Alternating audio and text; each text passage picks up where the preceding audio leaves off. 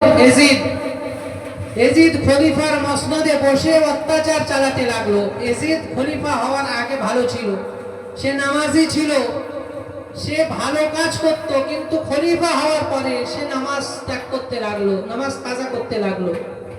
মেরে মহতারাম দোস্ত বুজুর্গ, এমনকি কিতাবের মধ্যে এসছে সে মদ খাওয়া শুরু করলো এবং নারীদেরকে নিয়ে সে একটা আসর বসাতে লাগলো। এই সমস্ত ঘটনা কুফাভাষীদের, বসরার, দামেশকে তাদের পছন্দ হলো না। তারা হযরতে হোসেন রাদিয়াল্লাহু তাআলা আনহুকে চিঠি পাঠাতে লাগলো যে হে আল্লাহর রাসূলের নাতি, হে হোসেন, ইমাম হোসেন, আমরা চাইনি যে আপনি বেঁচে থাকতে আমরা এজিদকে খলিফা আমরা মানিনি। যারা চিঠি পাঠালো তারাও ছিল ওই ইহুদিদের দলের লোক।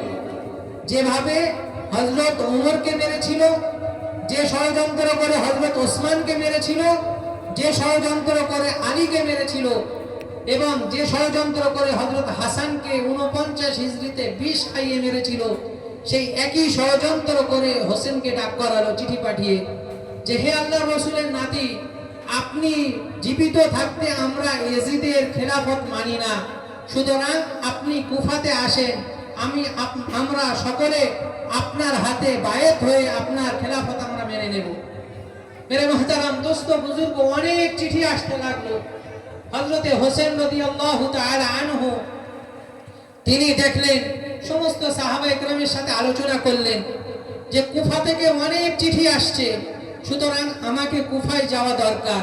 অন্যান্য সাহাবায়ে কেরামরা আল্লাহর রাসূলের নাতি হোসেনকে বোঝালেন যে হে হোসেন, আপনি কুফাতে যাবেন না, কারণ এটাও একটা ষড়যন্ত্র। যে ষড়যন্ত্র করে আপনার পিতা আলীকে তারা মেরেছে, সেই একই ষড়যন্ত্র করে আপনাকে তারা ডাকছে, আপনাকেও মারার জন্য করে। তিনি মনে করছেন যে অনেক চিঠি আসছে, 1 লক্ষের উপরে চিঠি এসেছিল। তিনি বলছেন এত চিঠি আসছে, সুতরাং আমার যাওয়া উচিত। সবাই যে বিপক্ষে হবে তা নয়, নিশ্চয়ই কিছু ভালো মানুষও আছে, আমার যাওয়া উচিত। তো তিনি মদিনা থেকে মক্কায় যাওয়ার মনস্থির করলেন এবং সকলকে বললেন যে আমি মদিনা থেকে মক্কায় যাব। অন্যান্য সাহাবারা বললেন ঠিক আছে, আপনি মদিনা থেকে মক্কায় যান, ঠিক আছে, কিন্তু মক্কা থেকে অন্য কোথাও যাবেন না, মক্কাতে থাকবেন। হযরতে হোসেন রাদিয়াল্লাহু তাআলা আনহু বললেন যে ঠিক আছে, আমি মক্কায় যাওয়ার পরে সিদ্ধান্ত নেব যে ওখানে থাকবো না অন্য জায়গায় যাব। মেরে মুহতারাম বুজুর্গ, যখন তিনি মক্কাতে গেলেন, তখন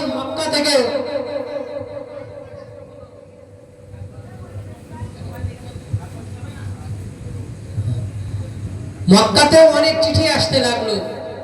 মেরে মুহতারাম দোস্ত বুজুর্গ, তিনি সিদ্ধান্ত নিলেন মক্কা থেকে তার একজন চাচাতো ভাই মুসলিম ইবনে আকিলকে কুফাতে পাঠিয়ে দিলেন যে যাও গিয়ে দেখো কুফার অবস্থাটা কি। তার চাচাতো ভাই কুফাতে গিয়ে দেখলেন যে কুফার অবস্থা খুবই ভালো, সকলে হোসেনের হাতে বায়াত হতে চায় এবং সে যাওয়ার পরেও তার হাতেও প্রায় অনেক লোক বায়াত হয়েছে। তিনি আবার চিঠি লিখলেন হোসেনকে যে আমি আসার পরে আমার হাতে অনেকে বায়াত হয়েছে, সুতরাং আপনিও চলে আসুন। মুসলিম ইবনে আকিল তাদের ষড়যন্ত্র বুঝতে পারেনি। তো হোসেন রাদিয়াল্লাহু তাআলা আনহু তার চিঠি পেয়ে মক্কা থেকে কুফার উদ্দেশ্যে বার হয়ে গেলেন এবং কুফাতে যখন তিনি বার হয়ে গেলেন, কুফাতে তখন এজিদের রাজত্ব খুব ভালোভাবে কায়েম হয়েছিল। তখন এজিদ লস্কর দিয়ে আব্দুল্লাহ ইবনে ওবাইদুল্লাহ ইবনে জিয়াদকে কুফার গভর্নর করে দিলেন এবং ওই মুসলিম ইবনে আকিলকে গ্রেফতার করলেন। কুফাতে আলোচনা শুরু হয়ে গেল যে মদিনা থেকে, মক্কা থেকে একজন এসছে যে হোসেনের দূত, সে সকলকে মুসলমান বানাচ্ছে, বায়াত করছে, সুতরাং তাকে গ্রেফতার করতে হবে। মেরে মুহতারাম দোস্ত বুজুর্গ, তো তাকে গ্রেফতার করা হলো। তাকে গ্রেফতার করে তাকেও গভর্নর হাউসের উপর থেকে ফেলে মেরে দেওয়া হলো, শহীদ করে দেওয়া হলো। হযরতে হোসেন রাদিয়াল্লাহু তাআলা আনহু কুফায় পৌঁছে গেলেন এবং ওবাইদুল্লাহ ইবনে জিয়াদের নেতৃত্বে হোসেন রাদিয়াল্লাহু তাআলা আনহুর পথকে আটকানো হলো। হোসেন রাদিয়াল্লাহু তাআলা আনহু বলছেন যে দেখো, আমি তো যুদ্ধ করতে আসিনি, আমাকে এখান থেকে চিঠি পাঠানো হয়েছে বলেই আমি এসেছি, সুতরাং আমি যুদ্ধের জন্য আসিনি, তোমরা আমার সাথে যুদ্ধ করো না। যদি তোমরা আমাকে না যেতে দাও, তাহলে তিনটে কাজ আমাকে করো। হয় আমাকে এজিদের কাছে যেতে দাও, আমি ডাইরেক্ট এজিদের সাথে কথা বলবো, যদি আমার পছন্দ হয় তার হাতেই বায়াত হব, আর তা না হলে আমাকে মক্কা থেকে এসছি মক্কাতে যেতে দাও, আমি মক্কাতে চলে যাব। আর তা না হলে কোনো ইসলামিক কোনো জায়গায় আমাকে কোনো দেশে যাওয়ার অনুমতি দাও, আমি সেখানে গিয়ে সাধারণ মানুষের মতন আমি বসবাস করব। তো ওবাইদুল্লাহ ইবনে জিয়াদ একটু রাজি হলো যে ঠিক আছে তুমি যাও, এজিদের সাথে দেখা করো। পাশের থেকে শিমার নামক একজন ব্যক্তি ওবাইদুল্লাহ ইবনে জিয়াদকে বলল যে আপনি কি করলেন, হোসেনকে ছেড়ে দিলেন? শিকার হাতে আসার পরে আপনি তাকে ছেড়ে দিলেন, এটা তো ছাড়া উচিত হয়নি। ওবাইদুল্লাহ ইবনে জিয়াদ শিমারের কথায় এসে বললেন যে তাই তো ঠিক আছে, যাও তাকে গ্রেফতার করো। ইতিহাসের মধ্যে এসছে যে হযরত ইমাম হোসেন রাদিয়াল্লাহু তাআলা আনহু কুফা থেকে প্রায় ৪৫ মাইল অতিক্রম করেছে, করে কারবালার ময়দানে যখন পৌঁছেছে তখন ওবাইদুল্লাহ ইবনে জিয়াদ ৪,০০০-এর একটা বাহিনী পাঠিয়েছে তাকে আটকাবার জন্য। এবং সেটা ছিল এই ৯ তারিখ, আজকের রাত ছিল, যেই দিন যে রাত্রে হযরত ইমাম হোসেন রাদিয়াল্লাহু তাআলা আনহু কারবালার ময়দানে পৌঁছালেন, সেই দিনটা ছিল এই রাত। এই রাতে তিনি পৌঁছালেন। কিতাবের মধ্যে এসছে তিনি রাতে শুয়েছিলেন, স্বপ্নে তিনি তার নানাকে দেখেছিলেন। তার নানা বলছে যে হে হোসেন, তুমি চিন্তা করো না, অচিরেই আমরা দুজনে সাক্ষাৎ করব এবং আগামীকাল ইফতার তোমার সাথে আমি করব। হোসেন রাদিয়াল্লাহু তাআলা আনহু একজন বুড়ো ছিল সেই সঙ্গীদের মধ্যে জাইনাব। তিনি তার ভাইকে কাঁদতে দেখছেন, জিজ্ঞাসা করছেন যে হে হোসেন আপনি, হে ভাইজান আপনি কাঁদছেন কেন? তখন হোসেন রাদিয়াল্লাহু তাআলা আনহু বলছেন যে আমি নানাকে স্বপ্নে দেখেছি, নানা আমাকে বলছেন যে আমার অচিরেই তোমার সাথে আমার দেখা হবে, আগামীকাল তোমার সাথে আমরা ইফতার করব। সুতরাং আমি বুঝতে পারছি যে আমি শাহাদত বরণ করব। তখন তার বোন জাইনাব তিনি কেঁদে উঠলেন জোরে। হোসেন রাদিয়াল্লাহু তাআলা আনহু তাকে সাবধান করলেন যে সাবধান, আমার ইন্তেকালের পরে কোনো মাতম চলবে না, তুমি মাতম করবে না। মেরে মুহতারাম দোস্ত বুজুর্গ, যারা হোসেন রাদিয়াল্লাহু তাআলা আনহু এর শাহাদাতকে নিয়ে যারা মাতম করছি, যদি সত্যিকারের হোসেনকে ভালোবেসে থাকি, হোসেনকে মহব্বত করি, তাহলে হোসেন রাদিয়াল্লাহু তাআলা আনহু এর কথাটা আমাদেরকেও মেনে চলা উচিত। তিনি তার বোনকে বলেছিলেন আমার ইন্তেকালের পরে কোনো মাতম চলবে না। এবং আল্লাহর রাসূল সাল্লাল্লাহু আলাইহি ওয়াসাল্লাম হাদিসে পাকের মধ্যে বলেছেন যে আমার ওই ব্যক্তি আমার উম্মতের মধ্যে নয়, ওই ব্যক্তি আমার উম্মতের মধ্যে নয় যে কোনো মানুষ মারা যাওয়ার পরে তার জন্য করে মাতম করে। মেরে মুহতারাম দোস্ত বুজুর্গ, এখন আমি তাদেরকে বলবো যে যারা হোসেন রাদিয়াল্লাহু তাআলা আনহু এর প্রেমে পাগল হয়ে গিয়ে যারা আমরা হাই হোসেন করি, যারা বুক চাপড়ায়, যারা মাতম করি, একটু চিন্তা করে দেখি আল্লাহর রাসূলের ভাষা অনুযায়ী তারা তো মুসলমানই নয়। আল্লাহর রাসূল বলছেন যে ওই ব্যক্তি আমার উম্মতের মধ্যেই নয় যে ব্যক্তি কারোর জন্য কারোর মারা যাওয়ার দুঃখ প্রকাশ করে মাতমের দ্বারা। মেরে মুহতারাম দোস্ত বুজুর্গ, এবং হোসেন রাদিয়াল্লাহু তাআলা আনহু তিনি তার বোনকে বলছেন যে আমার ইন্তেকালের পরে কোনো মাতম যেন না করা হয়। মেরে মুহতারাম দোস্ত বুজুর্গ, কিতাবের মধ্যে এসছে যে ফজরের যখন ওয়াক্ত হয়ে যায় তখন হোসেন রাদিয়াল্লাহু তাআলা আনহু তিনি ইমামতি করতে যাবেন ফজরের ওয়াক্তে, ফজরের নামাজ পড়াবার জন্য। এবং হোসেন রাদিয়াল্লাহু তাআলা আনহুকে যারা মারতে এসেছেন, যারা শহীদ করতে এসেছেন, কিতাবের মধ্যে এসছে তারাও হোসেন রাদিয়াল্লাহু তাআলা আনহু এর ইমামতিতে তারাও ফজরের নামাজ আদায় করেছিলেন। এখন আমি তাদেরকে বলি যে যারা হোসেন রাদিয়াল্লাহু তাআলা আনহু এর প্রেমে পাগল হয়ে যারা জোহরের নামাজকে, আসরের নামাজকে, মাগরিবের নামাজকে পায়ের সাথে মিশিয়ে দিয়ে আমরা হাই হোসেন করি, যারা লাঠি খেলায়, তাদের তো একটু বোঝা উচিত যে যারা হোসেনকে শহীদ করেছে তারাও তো বেনামাজি ছিলেন না। যারা হোসেনকে শহীদ করার জন্য কারবালার ময়দানে এসেছিল তারাও তো বেনামাজি ছিল না, তারাও তো হোসেনের পিছনে হোসেনের ইমামতিতে ফজরের নামাজ পড়েছিল এবং ফজরের নামাজের পরে যুদ্ধের ঘোষণা হলো। যুদ্ধের ঘোষণা হওয়ার সাথে সাথে যুদ্ধ শুরু হয়ে গেল। এজিদের দলের লোক ছিল 4000, হোসেনের সাথে ছিল 72 জন, মাত্র 72 জন। মেরে মুহতারাম দোস্ত বুজুর্গ, যুদ্ধ চলছে। যুদ্ধ হতে হতে হোসেনের সাথে যত মানুষ ছিল সকলে শহীদ হয়ে গিয়েছে এবং বাকি আছে শুধু হোসেন রাদিয়াল্লাহু তাআলা আনহু।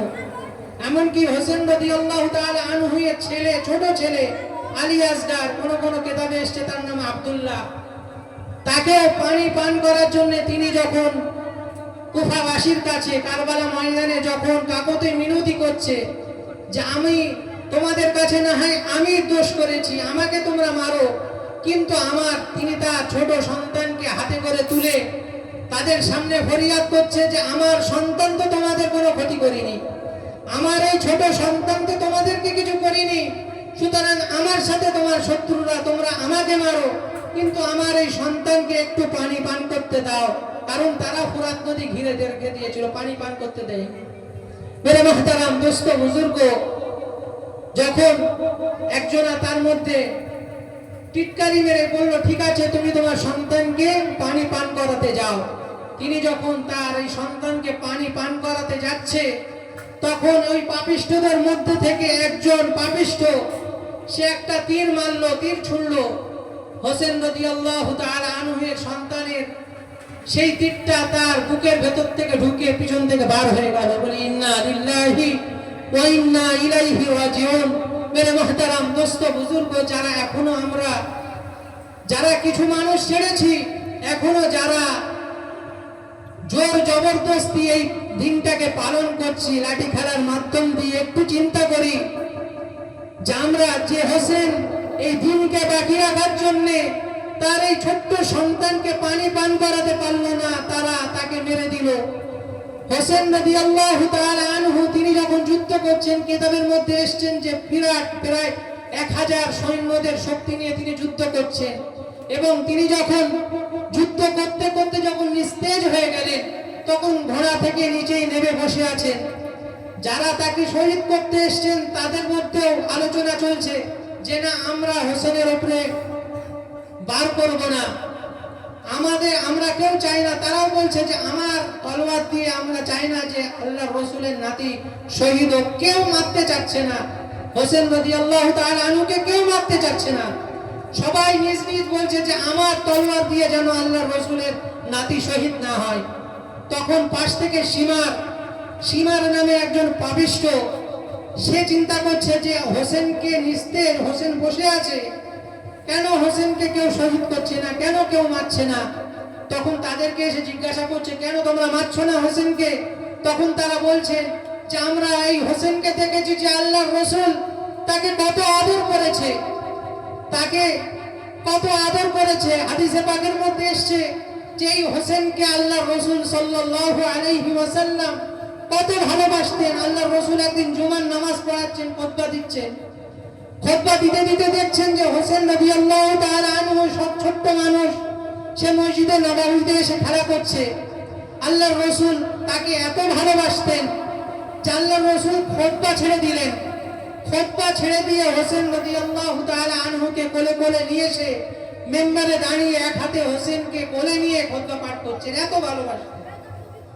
এবং আল্লাহর রাসূল এটাও বলেছেন যে আমার আহলে বায়তকে যারা ভালোবাসবে তারা আমাকে ভালোবাসলো, আমার আহলে বায়তকে যারা কষ্ট দিল তারা যেন আমাকে কষ্ট দিল। মেরে মুহতারাম দোস্ত বুজুর্গ, যারা এই হোসেন রাদিয়াল্লাহু তাআলা আনহুকে নিয়ে এত তাকে অপমাননা করছে, আল্লাহর রাসূলের কথা অনুযায়ী তো তারা মুসলমানই না, তারা উম্মত না, তবুও আমরা তাদেরকে মুসলমান মনে করি। এই জন্য তাদের কাছে জোর হাত করে বলি মেরে মুহতারাম দোস্ত বুজুর্গ, ছেড়ে দিন। কিছু মানুষ ছেড়ে দিয়েছে, তারা আল্লাহর কাছে ক্ষমা পাবে। যারা এখনো জোর করে এটা করছেন তাদেরকে জোর হাত করছি যে হোসেন রাদিয়াল্লাহু তাআলা আনহুকে নিয়ে খেলবেন না, তার শাহাদাত নিয়ে ব্যবসা করবেন না। 15-20 হাজার টাকা রোজগার এমনি আল্লাহ দিয়ে দেবেন। এই 15-20 হাজার টাকার জন্য আল্লাহ রসুলের নাতিকে নিয়ে ব্যবসা করবেন না। কারবালার ময়দানে আমরা ছোটবেলায় দেখেছি যে যার দলটা, যে দলটা সবচাইতে ভালো খেলতে পারে তাকে প্রাইজ দেওয়া হয় আলাদা করে। টাকা তো দেওয়াই হয়, আবার যে দলটা ভালো খেলে তাকে প্রাইজ দেওয়া হয়। এখন আপনি চিন্তা করুন যে হোসেন রাদিয়াল্লাহু তাআলা আনহুকে অপমান করে, যে বেশি অপমান করতে পারলো তাকে প্রাইজ দেওয়া হচ্ছে। মেরে মুহতারাম দোস্ত বুজুর্গ, আমরা তো কলিঙ্গ মুসলমান না। মেরে মুহতারাম দোস্ত বুজুর্গ, তাদের কাছে আমি জোড় হাত করি যে আল্লাহ রসুল তার 2 নাতির মধ্যে আল্লাহ রসুলের চেহারাটা ফুটে উঠত। হাসান রাদিয়াল্লাহু তাআলা আনহু এর মাথা থেকে এই বুক পর্যন্ত, আল্লাহ রসুলের মাথা থেকে বুক পর্যন্ত যেমন দেখতে ছিল, হাসান রাদিয়াল্লাহু তাআলা আনহু এর মাথা থেকে বুক পর্যন্ত ঠিক তেমনই দেখতে ছিল। আল্লাহ রসুলের বুক থেকে পায়ের তালু পর্যন্ত যতটা যেমন দেখতে ছিল, হযরতে হোসেন রাদিয়াল্লাহু তাআলা আনহু এর ঠিক বুক থেকে পা পর্যন্ত ততটাই দেখতে ছিল। মেরে মুহতারাম দোস্ত বুজুর্গ, আল্লাহ রসুলের সবচাইতে ভালোবাসার নাতি ছিল তারা। মেরে মুহতারাম দোস্ত বুজুর্গ, একদিনের ঘটনা, আল্লাহ রসুলের সামনে এসে হযরতে হোসেন রাদিয়াল্লাহু তাআলা আনহু বলছেন, নানা বলুন তো আপনি দামি না আমরা দামি? হোসেন রাদিয়াল্লাহু তাআলা আনহু এসে আল্লাহ রসুলকে বলছেন যে নানা আপনি বলুন আপনি দামি না আমি দামি? আল্লাহ রসুল বলছেন যে কেন আমি দামি? আল্লাহ হোসেন রাদিয়াল্লাহু তাআলা আনহু বলছেন আপনি কি করে দামি? আপনি কি আমাদেরকে চেনেন? আপনি আপনার পিতার নাম কি? হোসেন রাদিয়াল্লাহু তাআলা আনহু আল্লাহ রসুলকে বলছেন যে আপনি কিভাবে দামি, আপনি বলুন তো আপনার পিতার নাম কি? আল্লাহ রসুল বলছেন আমার পিতার নাম আব্দুল্লাহ। তখন তার নাতি হোসেন বলছে যে লোকরে জিজ্ঞাসা করে দেখুন তো আব্দুল্লাহকে কটা মানুষ চেনে? আপনি কি আমার পিতাকে চেনেন? আমার পিতাকে বলা হয় আসাদুল্লাহিল গালিব, যে সমস্ত কাফেরদের জন্য বাঘ বলা হয়।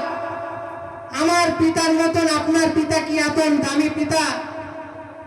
আবার হোসেন রাদিয়াল্লাহু তাআলা আনহু আল্লাহ রসুলকে জিজ্ঞাসা করছেন আপনি বলুন তো আপনার মার নাম কি? আল্লাহ রসুল বলছেন আমার মার নাম আমিনা। হোসেন রাদিয়াল্লাহু তাআলা আনহু বলছেন যে আপনার মা আমিনাকে কটা লোক চেনে? আপনি কি আমার মাকে চেনেন?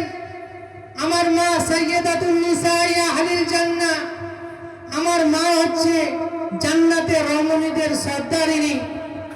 আবার হোসেন প্রশ্ন করছে তার নানাকে যে আপনি আপনার নানার নাম কি, আপনি তো একটু বলুন। আল্লাহ রসুলকে তার নাতি, আদরের নাতি প্রশ্ন করছে আপনার নানার নাম কি বলুন। আল্লাহ নবী বলছেন আমার নানার নাম আব্দুল ওয়াহ্হাব। তখন হোসেন আল্লাহ রসুলকে বলছেন যে হে নানা যান, আপনি একবার মানুষকে জিজ্ঞাসা করে দেখুন এই আব্দুল ওয়াহ্হাবকে কে চেনে? আপনার নানাকে কি কেউ চেনে? আপনি আমার নানাকে চেনেন? একটু চিন্তা করে দেখুন। হোসেন বলছেন আপনি কি আমার নানাকে চেনেন? আমার নানা সাইয়্যিদুল মুরসালিন খাতামুন নবিয়্যিন মুহাম্মাদুর রাসূলুল্লাহ সাল্লাল্লাহু আলাইহি ওয়াসাল্লাম। মেরে মুহতারাম দোস্ত বুজুর্গ, আল্লাহর রাসূল কাঁদতে কাঁদতে বললেন যে হ্যাঁ নানা, আমি আজ তোমার কাছে হেরে গেলাম, সত্যি তুমি দামি। মেরে মুহতারাম দোস্ত বুজুর্গ, যখন হোসেন রাদিয়াল্লাহু তাআলা আনহুকে শাহাদাত শহীদ করে দেওয়া হলো, তখন হোসেন রাদিয়াল্লাহু তাআলা আনহুর গর্দান যখন মাথাটা যখন খানচাই করে নিয়ে যাওয়া হচ্ছে ওবাইদুল্লাহ ইবনে জিয়াদের দরবারে, তখন পিছনে ঢোল বাজাতে বাজাতে যাওয়া হচ্ছে। এখন যারা ঢোল বাজাচ্ছে তাদেরকে আমি প্রশ্ন করি যে আপনি হোসেনের প্রেমিক না হোসেনের শত্রু? একটু আপনি ভাবুন, রাতে শুয়ে শুয়ে ভাবুন, হয়তো দিনের বেলা ভাবতে পারবেন না, রাতে শুয়ে শুয়ে একটু ভাবুন যে হোসেনের মাতাকে যখন নিয়ে যাওয়া হচ্ছে ওবাইদুল্লাহ ইবনে জিয়াদের দরবারে, তখন পিছনে ঢোল বাজাতে বাজাতে যাওয়া হচ্ছে। আপনি কি করছেন? আপনি তাজিয়া বানিয়ে, আপনি ঘোড়া নিয়ে, আপনি একটা দল তৈরি করে ঢোল বাজাতে বাজাতে যাচ্ছেন। আপনি কার দলে নাম লেখালেন? আপনি হোসেনের দলে নাম লেখালেন না আপনি ইয়াজিদের দলে নাম লেখালেন। মেরে মুহতারাম দোস্ত বুজুর্গ, এরপরেও একটা করুণ কাহিনী আছে। মেরে মুহতারাম দোস্ত বুজুর্গ, আল বিদায়া ওয়ান নিহায়ার মধ্যে এসছে যে হোসেন রাদিয়াল্লাহু তাআলা আনহু এর কাটা মস্তকটা যখন ওবাইদুল্লাহ ইবনে জিয়াদের সামনে রাখা হয়েছে, তখন ওবাইদুল্লাহ ইবনে জিয়াদ একটা লাঠি নিয়ে হোসেনের ওই কাটা মাথা তার ঠোঁটের উপরে এরকম ভাবে মারছে। মেরে মুহতারাম দোস্ত বুজুর্গ, একটু চিন্তা করি যে আল্লাহর রাসূল তার নাবিকে এত ভালোবাসতো, সেই হোসেনের মাথাকে কেটে তার ঠোঁটের উপরে ওবাইদুল্লাহ ইবনে জিয়াদ লাঠি দিয়ে এইভাবে মারছে। পাশে একজন সাহাবী দাঁড়িয়ে, সে ওবাইদুল্লাহ ইবনে জিয়াদকে বলছে, হে ওবাইদুল্লাহ ইবনে জিয়াদ, তুমি খামোশ হয়ে যাও, তুমি যেটা করছো এটা মানা যায় না। কারণ আমি নিজে চোখে দেখেছি তুমি যে ঠোঁটে, হোসেনের যে ঠোঁটে তুমি লাঠি দিয়ে আঘাত করছো, সেই ঠোঁটে আমি দেখেছি আল্লাহর রাসূল কয়েকশো বার চুমা দিয়েছে আল্লাহর রাসূল ওই ঠোঁটে। সুতরাং তুমি খামোশ হয়ে যাও। মেরে মুহতারাম দোস্ত বুজুর্গ, একটু চিন্তা করে দেখি যে আমরা বলি, অনেকে মন্তব্য করি যে লাঠি খেলাতে হবে। লাঠি খেলা নিজের প্রশিক্ষণের জন্য দরকার, আত্মরক্ষার জন্য দরকার। মেরে মুহতারাম দোস্ত বুজুর্গ, তাদেরকে বলি যে তারা ভুলের মধ্যে আছে। অনেকে বলি যে লাঠি না খেলালে কারবালার ময়দান দখল হয়ে যাবে। মেরে মুহতারাম দোস্ত বুজুর্গ, আপনিও ভুলের মধ্যে আছে। আপনি দেখান বলে ইতিহাসের মধ্যে দেখান, কোরআনের মধ্যে অনেক কওমকে ধ্বংস করার কথা আল্লাহ বলেছেন। দেখান কোন কওমকে ধ্বংস, যে কওমকে ধ্বংস করেছে তারা আল্লাহর রাসূলের হুকুমের অমান্যতা করেছে। আল্লাহর হুকুমের অমান্যতা করার কারণে সেই সমস্ত জায়গাকে আল্লাহ তাআলা ধ্বংস করে দিয়েছেন। আর আপনি চিন্তা করছেন যে আল্লাহর রাসূল হাদিসে পাকের মধ্যে বলেছে যে দুটি শব্দ হচ্ছে, দুটি আওয়াজ, দুটি শব্দ হচ্ছে যে লানতকারী শব্দ। একটা হচ্ছে বাদ্যযন্ত্রের শব্দ, যেটা ইসলামে হারাম করা হয়েছে। আপনি বলছেন যে লাঠি না খেললে কারবালার ময়দান দখল হয়ে যাবে। আপনি আল্লাহর রাসূল যেটাকে হারাম করেছে, সেই হারাম জিনিস বাজিয়ে মনে করছেন কারবালার ময়দান দখল করবেন, পশ্চিম কালেও হবে না। মেরে মুহতারাম দোস্ত বুজুর্গ, ইতিহাস শুনুন। স্পেন মুসলমানেরা 400 বছর দখল করেছিল। যখনই স্পেনে মুসলমানরা আল্লাহর রাসূলের অবাধ্যতা করলো, যখন আল্লাহর হুকুমের অবাধ্যতা করলো, তখন সেই স্পেন মুসলমানদের হাত থেকে বিতাড়িত হয়ে গেল, চলে গেল। এই ভারতবর্ষে আমরা বসবাস করি। এই ভারতবর্ষ 800 বছর মুসলমানদের হাতে ছিল। ভারতবর্ষ যতদিন মুসলমানরা আল্লাহর হুকুমকে মেনেছে, যতদিন আল্লাহর রাসূলের সুন্নতের উপরে চলেছে, ততদিন মুসলমানদের কাছে 800 বছর ভারতবর্ষ ছিল। যখনই মুসলমানরা আল্লাহর রাসূলের সুন্নতকে ছেড়েছে, যখনই মুসলমানরা আল্লাহর হুকুমকে ছেড়েছে, তখনই ভারতবর্ষ মুসলমানদের হাত থেকে সরে গিয়েছে। সুতরাং এই 32 লক্ষ বর্গ মাইলের ভারতবর্ষ যদি আল্লাহর হুকুমকে অমান্য করার জন্য করে মুসলমানদের হাত থেকে চলে যেতে পারে, সামান্য 1 বিঘে বা 2 বিঘে কারবালার ময়দান বাজারটা আপনি আল্লাহর রাসূলের হুকুমকে অমান্য করছেন, ঢোল বাজাচ্ছেন, আপনি মনে করছেন যে দখল করতে পারবেন। কোনোদিনে না। আজকের তারিখ দিয়ে আমার কথাটা লিখে রাখুন যে আজ না হয় কাল না হয় ও জায়গা দখল হবেই, কেউ রুখতে পারবে না। আর যদি রুখতেই হয়, প্রথমেই রোকার জন্য লাঠি খেলবে ইমাম সাহেবরা, যারা আপনি এখন লাঠি খেলে নিজের কর্তৃত্ব দেখাচ্ছেন। রাস্তা দিয়ে যেতে যেতে শোনা যায় ছেলেপুলেরা বলাবলি করে, তাদের মাথাকে ওয়াশ করা হয়েছে, তাদেরকে শেখানো হয়েছে যে আসলা মানে হচ্ছে লাঠি খেলা। রাস্তাতে যেতে যেতে তাদের মুখে শোনা যায় যে রবিবারে মহরমের দিন আমরা এনজয় করব। আরে মানুষের বাচ্চা হওয়ার একটু, মুসলমানের বাচ্চা যে একটু হবে সে কথা বলবে না। হোসেন রাদিয়াল্লাহু তাআলা আনহুর শাহাদাত নিয়ে তোমরা এনজয় করবে। মেরে মুহতারাম দোস্ত বুজুর্গ, স্বয়ং হোসেন যদি এই সময় বেঁচে থাকতেন তো ইয়াজিদের সঙ্গে লড়াই করতেন না, তোমাদের সঙ্গে লড়াই করতেন। মেরে মুহতারাম দোস্ত বুজুর্গ, এখনো জোড়হাত করি, হয়তো আমার কথা খারাপ লাগে। মেরে মুহতারাম দোস্ত বুজুর্গ, আমি একবার অন্যায় স্বীকার কেন, হাজারো বার পায়ে ধরতে রাজি আছি, হাজারো বারবার নাইশ করতে রাজি আছি, কিন্তু মেরে মাহতারাম দোস্ত বুজুর্গ, আল্লাহ রসুলের নাতির সাথে বেয়াদবি করলে আমি হাজারো বার বলবো আমার মুখ চুপ করানো যাবে না। লালবাজার দেখাতে পারে মানুষ, বারাসাত দেখাতে পারে মানুষ, মেরে মাহতারাম দোস্ত বুজুর্গ, আমার ভুল হলে আমি হাজার বার ক্ষমা চাবো, কিন্তু আল্লাহ রসুলের নাতির সাথে ইসলামের সাথে বেয়াদবি করলে মেরে মাহতারাম দোস্ত বুজুর্গ আমরা এর বিরোধিতা করব। তাতে যে যা পারে করে নেবে।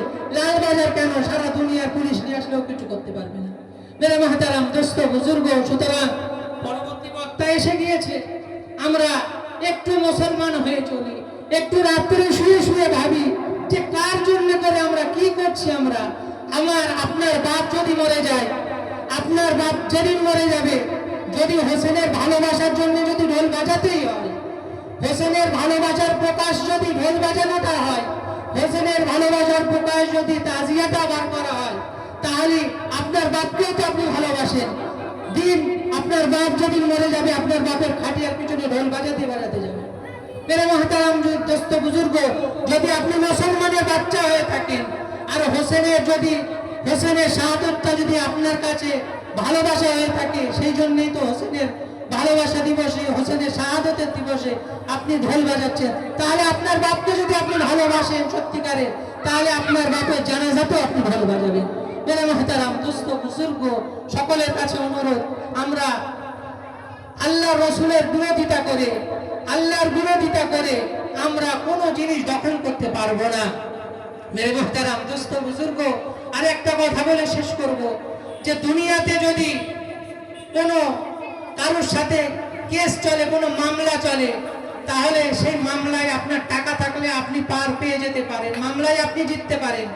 কিন্তু দুনিয়ার মধ্যে যদি আপনার মামলাটা যদি কোনো প্রধানমন্ত্রীর সাথে হয়, কোনো মুখ্যমন্ত্রীর সাথে হয়, বাদী পক্ষ যদি প্রধানমন্ত্রী হয়, আপনার যতই টাকা থাকুক না কেন আপনি প্রধানমন্ত্রীর সাথে জিততে পারবেন না।